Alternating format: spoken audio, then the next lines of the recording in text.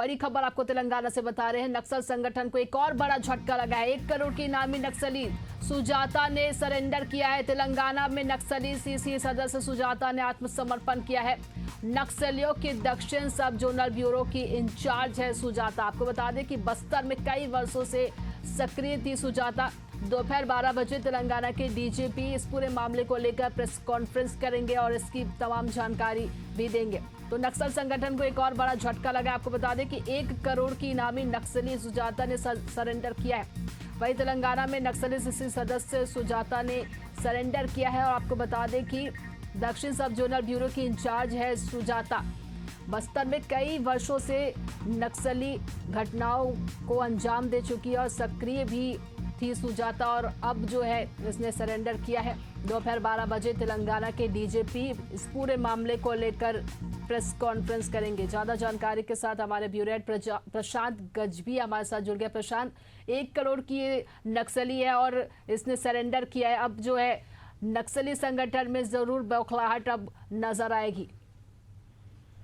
जी बिल्कुल, नक्सल संगठन कहीं ना कहीं अब जिस से गुजर रहा है तो बड़े बड़े नाम भी जो नक्सल संगठन से जुड़े हुए हैं वो डरे हुए हैं और वो लगातार आत्मसमर्पण की राह अपना रहे हैं, क्योंकि फिलहाल हाल ही में जिस तरीके से नक्सलियों का एक पर्चा भी जारी हुआ था और उन्होंने माना पहली बार जब से नक्सल संगठन बना तब से पहली बार कोई सीसी मेंबर जो है एनकाउंटर में मारा गया है। ऐसे में अब लगातार जो दहशत का माहौल है वो नक्सल संगठन में जुड़ा हुआ है और जिसको देखते हुए अब लगातार आत्मसमर्पण बढ़ रहा है। सबसे अहम बात ये है कि सुजाता जिस पर 1 करोड़ का इनाम था उसने आत्मसमर्पण किया है और जो बताया जा रहा है कि बंगाल में जो नक्सल कमांडर किशन जी थे वो उसकी पत्नी है और एक बड़े पद पर थी नक्सल संगठन में। ऐसे में एक बड़ी कामयाबी बिल्कुल पुलिस को कही जा सकती है और उससे कई अहम जानकारियां जो है वो पुलिस को मिलेगी। और सबसे अहम बात यह है कि बस्तर में भी लगातार वो सक्रिय रही है।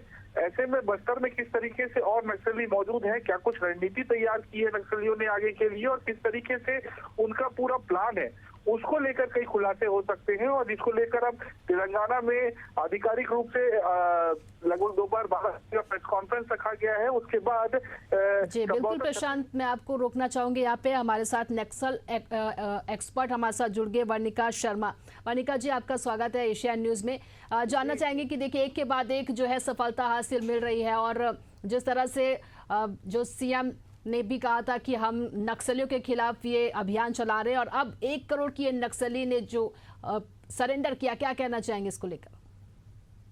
बहुत बड़ी सफलता है ये। मैं दोनों ही लिहाज से कहना चाहूंगी। एक तो इस बार जो ऑपरेशन हो रहे हैं पिछले 1-1.5 वर्षों में हम लगातार देख रहे हैं जो एक ग्राउंड टैक्टिक्स है और कहना चाहिए जो एक प्लानिंग होती है जिसको हम मिलिट्री की भाषा में या जिसको हम इंसर्जेंस और काउंटर इंसर्जेंसी की भाषा में कहते हैं कि जो जियो टैक्टिक्स है या जो स्ट्रेटेजी है वो दोनों ही पैरेलल वर्क कर रही हैं। आज उसी का नतीजा है कि बहुत अच्छे से हमको लगातार बैक टू बैक सफलता की ओर हम अग्रसर हो रहे हैं। और चूंकि ये एक कमिटी की और कहना चाहिए एक कमिटी की मेंबर ही नहीं, एक कमिटी की संचालन करता यानी हेड वाली स्थिति में थी, तो जहां से रणनीति का इनके संचालन होता है उस व्यक्ति का सरेंडर होना यानी बहुत सी जानकारी, बहुत सारे चैनल और बहुत सारे नेटवर्किंग का पता चलना हमारे लिए बहुत ही फायदेमंद होगा। हमारे जो कॉइन कहते हैं काउंटर इंसर्जेंसी के लिए डेफिनेटली ये बहुत ही ज्यादा और भी एनहेंस करेगा जो अपने इंसर्जेंसी बेल्ट में हमारे लिए अच्छा सटीक साबित होगा ये। जी बिल्कुल, ये भी आपसे जानना चाहेंगे वर्णिका जी कि जैसे 1 करोड़ की नक्सली है, इनामी नक्सली रही है, काफ़ी सक्रिय रही है, अलग अलग नक्सल जो घटनाओं उसमें उनकी सक्रियता देखी गई है। अब अगर जानना चाहेंगे कि नक्सलियों की मानसिकता अब किस तरह से हुई, क्योंकि लगातार अभियान जारी है। गृह मंत्री अमित शाह ने कहा है कि मार्च 2026 तक नक्सलवाद को पूरी तरह से खत्म कर देंगे। जी देखिए, एक तो शीर्ष नेतृत्व जब आके एक डेट की घोषणा करते हैं और पूरी मुस्तैदी के साथ घोषणा करते हैं तो सुरक्षा बलों का मनोबल भी उच्च होता है और पूरे तरीके से आज जिस सुनियोजित रणनीति के तहत काम कर रहे हैं, ऑपरेशंस लगातार चल रहे हैं। मैंने कहा कि दोनों बेल्ट पे ऑपरेशंस चल रहे हैं तो उससे एक पूरा आम जनमानस भी आज साथ दे रहा है इस चीज के लिए, क्योंकि वो स्थानीय तौर पे अब विकास चाह रहा है, किसी प्रकार का अंधेरा बर्दाश्त करने को तैयार नहीं है। और ये जो कमेटी की मेंबर थी, इसका मूवमेंट चारों तरफ था। आप देख सकते हैं जो आगे भी बातें खुल के आ रही हैं कि ये इसका मूवमेंट चूंकि चारों तरफ था, सिर्फ जोनल या निचले स्तर तक सीमित नहीं थी, तो इससे बहुत सारे इंफॉर्मेशन गैदरिंग हो सकती है, बहुत सारे अच्छी सफलताएं इससे हमको मिल सकती हैं। तो इससे एक चीज तो समझ आ रही है कि अब केवल अस्तित्व की लड़ाई भी नहीं बची है, अब एक अंतिम पड़ाव में हम आ चुके हैं जहां पे फाइनल डिसीजन की ओर एक तैयारी है। जी, क्या लगता है कि आने वाले दिनों में और भी कई ऐसे बड़े नक्सली है जो आत्मसमर्पण कर सकते हैं? बिल्कुल बिल्कुल, क्योंकि अब ये जो लड़ाई है ये दिशा विहीन लड़ाई है, जिसका उस आरंभ में भी कोई औचित्य नहीं था, परंतु एक प्रकार का दहशत, एक भय का जो परिवेश बन पाया हुआ था, आज एक चीज समझ आ गई है कि इनके शीर्ष नेतृत्वों को भी समझ आ रहा है कि ये कोई लड़ाई का कोई मतलब नहीं है, केवल दिशा विहीन लड़ाई है। चंद लोग अपने स्वार्थ के लिए इस प्रकार की लड़ाइयों को करवा रहे हैं। और चूंकि ये प्रोट्रैक्टेड वॉर था, लंबे समय तक चलने वाला वॉर था, गुरिल्ला युद्ध कर्म जिसको कहते हैं, तो ये कॉन्फ्लिक्ट अब अपने अंतिम मुहाने पे आ गया है। बिल्कुल, और जिस तरीके से नक्सलवाद अभियान चलाई जा रही है और नक्सलियों जो है लगातार ये आत्मसमर्पण भी कर रहे हैं। और देखिए, अगर छत्तीसगढ़ की बात करें तो छत्तीसगढ़ में भी कई ऐसे हमें सफलता मिली है, 10 नक्सली भी यहाँ पर भी मारे गए हैं, उसको लेकर आपका क्या कहना है? देखिए, आप ना एक ऑपरेशन की सफलता या एक आम जनमानस पे गन और मन दोनों ही मोर्चों पे यहाँ पे काम हुआ, लेकिन आप ये देख सकते हैं कि पहले गन या पहले मन, तो यहाँ पहले मन पे काम हुआ और मन का द्वार खुला था कि सबसे पहले सरेंडर की ओर प्रयास किए गए। यहाँ पे जो आत्मसमर्पण की रणनीति थी, जो आत्मसमर्पण की एक रणनीति नहीं कहना चाहिए, एक जो योजना बनाई गई थी, वो पहले के तमाम योजनाओं में केवल संशोधन नहीं हुआ था बल्कि परिवर्धन हुआ था। जो मैं वहां पे जाती थी और लोगों से एक प्रश्न उठ के आते थे, आज उन प्रश्नों का समाधान देते हुए आत्मसमर्पण की नीति बनी है और ये निश्चित ही लोगों को इस चीज की ओर, सरेंडर की ओर, यहाँ तक कि शीर्ष लोगों को भी आकर्षित कर रही है। यही वजह है कि हम देखते हैं कि जब रेशियो तो मारे गए कितने हैं और आत्मसमर्पित कितने हैं, आप देखेंगे कि लगातार रेशियो आत्मसमर्पण के बढ़ रहे हैं। ये अपने आप में एक बड़ी विजय होती है। जी, शुक्रिया वर्णिका जी तमाम जानकारी हमसे साझा करने के लिए। तो बता दें आपको कि नक्सल संगठन को एक और बड़ा झटका लगा है। 1 करोड़ की इनामी नक्सली सुजाता ने सरेंडर किया और आपको बता दें कि दोपहर 12 बजे तेलंगाना के डीजीपी प्रेस कॉन्फ्रेंस करेंगे और इसको लेकर तमाम जानकारी भी साझा करेंगे। हमारे ब्यूरो हेड जुड़े हुए हमारे साथ प्रशांत, देखिए लगातार ये सफलता हासिल हो रही है। और वहीं छत्तीसगढ़ की भी बात करें तो 10 नक्सलियों को जो है कल उनके शव को भी बरामद किया गया और अब एक और सफलता।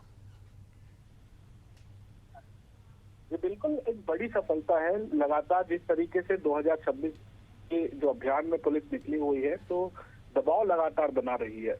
एक और जहां नक्सली छुपे हुए हैं, आत्मसमर्पण नहीं कर रहे हैं, उनके साथ लगातार एंटी नक्सल ऑपरेशन चलाया जा रहा है और लगातार सफलताएं भी मिल रही है। क्योंकि जिस तरीके से जवानों ने अपनी रणनीति बदली है और ग्रामीणों को अपने सपोर्ट में किया है, तो ग्रामीण लगातार जो है अब पुलिस को सूचनाएं भी दे रहे हैं। और सबसे अहम बात, जब सैकड़ों की संख्या में जवान ऑपरेशन में निकलते हैं तो कोई भी ग्रामीण नक्सलियों तक ये सूचना नहीं पहुंचाता, क्योंकि पहले नक्सलियों तक ये सूचना पहुंच जाती थी तो नक्सली अलर्ट हो जाते और उस एरिया से, उन इलाकों से भाग निकलते थे या फिर एम्बुश लगाकर जवानों को नुकसान पहुंचाते थे। लेकिन अब ग्रामीण जो है उन तक सूचना नहीं पहुंचा रहे। ये एक सबसे अहम बात है जो इस सफलता का कारण बन रहा है। और लगातार इस तरीके से जिस अभियान आगे बढ़ रहा है तो बिल्कुल कहा जा सकता है कि 2026 तक कहीं न कहीं नक्सलवाद को बस्तर से खत्म होते हुए नजर आ रहा है। लेकिन सबसे अहम बात यह है कि अभी भी फिलहाल जो नक्सली बचे हुए हैं उनसे लगातार ये अपील की जा रही है कि आत्मसमर्पण करें। ऐसे में 1 करोड़ की इनामी नक्सली अगर आत्मसमर्पण करती है तो बाकी भी अन्य नक्सलियों के सामने दूसरा रास्ता नजर नहीं आता। इसलिए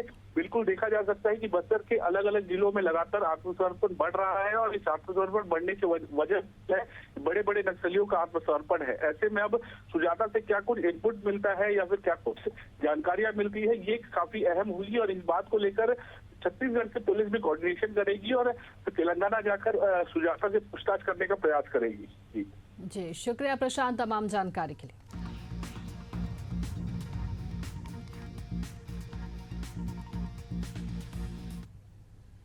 और अगली बड़ी खबर आपको भोपाल से बता रहे, जहां पीएम के नाम पर लेटर हेड का दुरुपयोग करने का ये मामला है। बीजेपी नेता और उसके बेटे पर मामला दर्ज हुआ है। घनश्याम राजपूत, विशाल राजपूत पर कोलार थाने में मामला दर्ज की गई है। आपको बता दें कि पीएम के नाम पर लेटर हेड का दुरुपयोग करने का ये पूरा मामला है। वहीं बीजेपी नेता और उनके बेटे पर मामला दर्ज हुआ है। घनश्याम राजपूत, विशाल राजपूत पर कोलार थाने में मामला दर्ज किया गया है। तो बड़ी खबर आपको भोपाल से बता रहे हैं, जहां पीएम के नाम पर लेटर हेड का दुरुपयोग किया गया है और इस मामले में बीजेपी नेता, उनके बेटे पर मामला दर्ज हुआ है। घनश्याम राजपूत, विशाल राजपूत पर कोलार थाने में मामला दर्ज हुआ है और वहीं पुलिस अब पूरे मामले को लेकर जांच पड़ताल में जुट गई और आगे की कार्रवाई पुलिस अब कर रही है।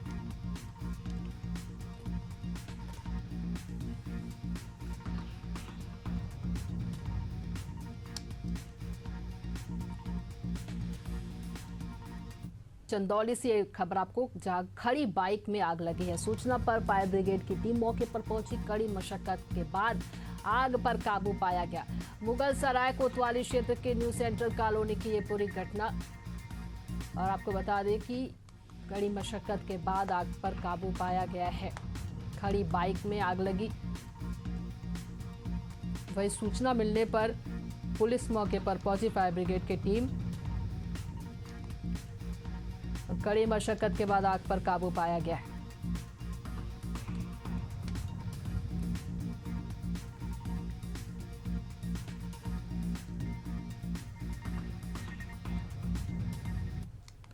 अगली खबर धमतरी से, जहां गंगरेल डैम में दंतैल हाथी पहुंचने से हड़कंप मचा। बोटिंग स्थल और रिजॉर्ट के पास विचरण करते दिखा हाथी। हाथी के विचरण से पर्यटकों में अफरा तफरी मची। वन विभाग की टीम सुरक्षा को लेकर हिदायत दे रही है। आपको बता दें कि धमतरी से खबर, जहां गंगरेल डैम के पास हाथी के विचरण करने का मामला है। हाथी के पहुंचने से हड़कंप मचा है। बोटिंग स्थल और रिजॉर्ट के पास विचरण करते दिखा है हाथी और हाथी के विचरण से पर्यटकों में अफरा तफरी भी मची है। वन विभाग की टीम सुरक्षा को लेकर अब हिदायत दे रही है। और ये तस्वीरें आप देखिए, धमतरी के गंगरेल डैम के पास हाथी यहाँ विचरण कर रहे हैं और हाथियों को के विचरण से पर्यटकों में अफरा तफरी मची। बता दें आपको, वन विभाग की टीम ने भी सुरक्षा को लेकर अब हिदायत दी है।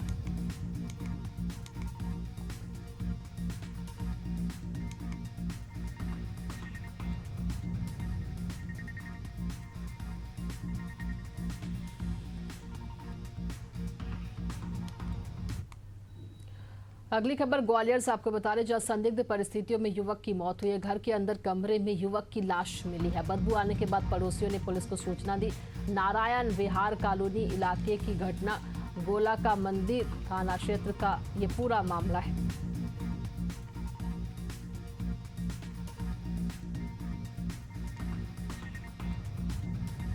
तो बता दें आपको कि युवक के शव मिलने से इलाके में हड़कंप मचा। संदिग्ध परिस्थितियों में युवक की मौत हुई है।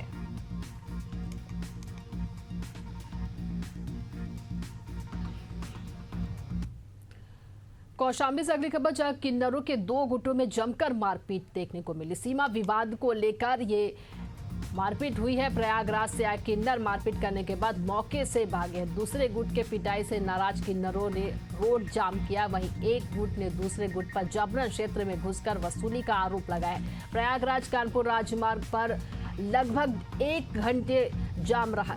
संदीपन घाट थाना क्षेत्र के मुहूर्तगंज बाजार का पूरा मामला। तस्वीरें आपके सामने, जहां किन्नरों के दो गुटों में जमकर मारपीट हुई है और वहीं इस मारपीट, इस विवाद के चलते 1 घंटे तक मार्ग पर जाम रहा। प्रयागराज कानपुर राजमार्ग पर संदीपन घाट थाना क्षेत्र के मुहूर्तगंज बाजार का पूरा मामला बताया जा रहा है।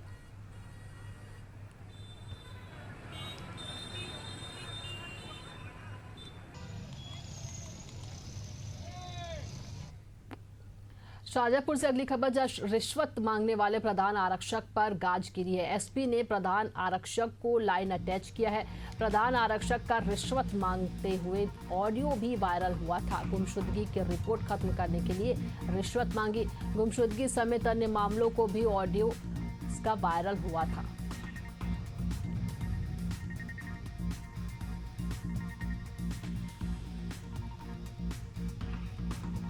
खबर आपको बता रहे हैं, जहां गुमशुदगी समेत अन्य मामलों को लेकर ऑडियो वायरल हुआ। गुमशुदगी की रिपोर्ट खत्म करने के लिए रिश्वत मांगी गई और अब इस मामले को लेकर पुलिस जांच पड़ताल में जुट गई है।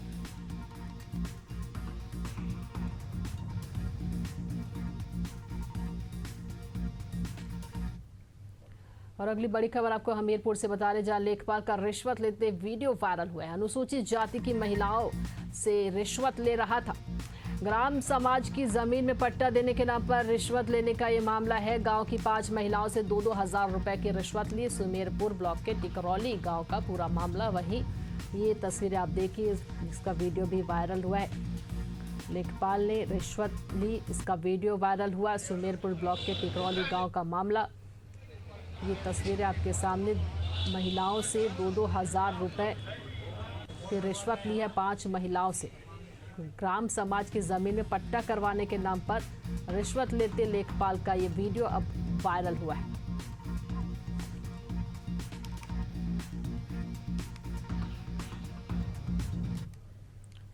भोपाल से अगली खबर, जहां टीआईटी कॉलेज में लॉ जिहाद का मामला है। साद और साहिल के घर पर बुलडोजर की कार्रवाई की गई है। लॉ जिहाद के मुख्य आरोपी फरहान के घर पर भी कार्रवाई होगी। सुबह 11 बजे के बाद बुलडोजर एक्शन देखने को मिलेगा, यानी कि थोड़ी देर बाद वहां पर बुलडोजर एक्शन ये देखने को मिला। और ये देखिए तस्वीर आपके सामने, लॉ जिहाद के मुख्य आरोपी फरहान के घर पर भी कार्रवाई होगी। साद और साहिल के घर पर बुलडोजर कार्रवाई की गई है।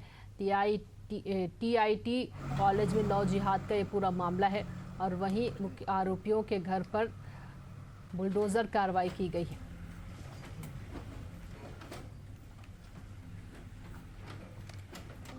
मध्य प्रदेश की राजधानी भोपाल में कुछ समय पहले सामने आए टीआईटी कॉलेज के लव जिहाद के मामले में फिलहाल तीनों ही आरोपियों पर कार्रवाई करने का मन जो है प्रशासन ने बना लिया है।